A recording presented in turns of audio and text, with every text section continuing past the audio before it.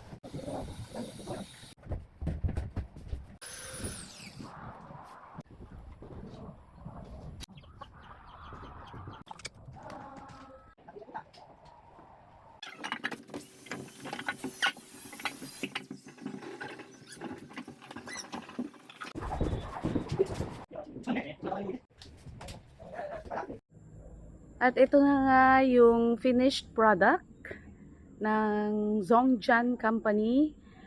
Yung contractor ko dito. So, ang size ng bahay ay 4x6. So, pasok tayo. Yan. Yan. So, bali ganito ang loob niya, guys. Ayan. Meron na siyang bathroom. Medyo maluwang.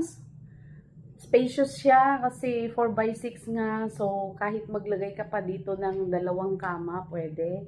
Ito, double deck na double. At ito yung kanyang banyo. Silipin natin. May switch. Yan. So, meron siyang sink. Meron siyang lavatory. Meron siyang bintana. Toilet with flush. And meron siyang shower. Hindi pa nagagamit. Yan. Yan. Yan. Hindi ka talaga masisikipan. Meron siyang kasamang dalawang bintana. Pero nagpadagdag ako ng isa para yung ventilation ay maganda pa rin. Outlet na tugang. So, pwede kahit ano na dito, kahit yung tatlo na saksakan na plug. So, dalawa yan. Dalawang gang. And, yun. Merong isa dito. So, bali tatlo yung outlet dito. Kaya lang, dun ko siya naipwesto yung isa. Hindi ko naman alam na dito ko may lalagay yung kama. And, aircon ready. Ayan, aircon ready na siya, guys. I-install na lang yung aircon. Coming soon. And, ito, nakapaglagay na ako ng kama, double deck na double para mas maraming malalaman. Yan, meron na rin na siyang mga cabinet dito. Drawer pala, drawer. Yan. So, para sa storage. And, dito talaga, ang plano ko dito, lalagyan ko siya ng parang sink, parang cabinet. Pero, coming soon pa lang. Yan. So, napakaluwang. Ay, hindi natin yung ilaw. Meron din siyang dalawang ilaw. Napakaluwang talaga.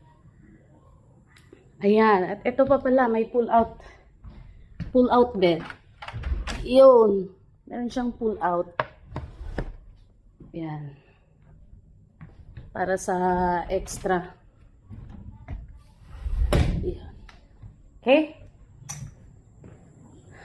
Ayan guys, yung aking project. Yan. Ito ang kanyang labas.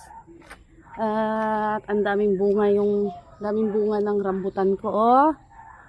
Oh, dami niyang bunga guys. Yan, hindi ko na pinatanggal ito kasi sayang naman itong puno ng rambutan oh. Oh. Ito ang kanyang likod. Yan, ikutan natin. Yan yung kanyang likod. At nai-install na rin pala nila yung kuryente. Yan. Ito yung para sa tubig. Yan. So, tabi lang ito ng bahay ko. Yan.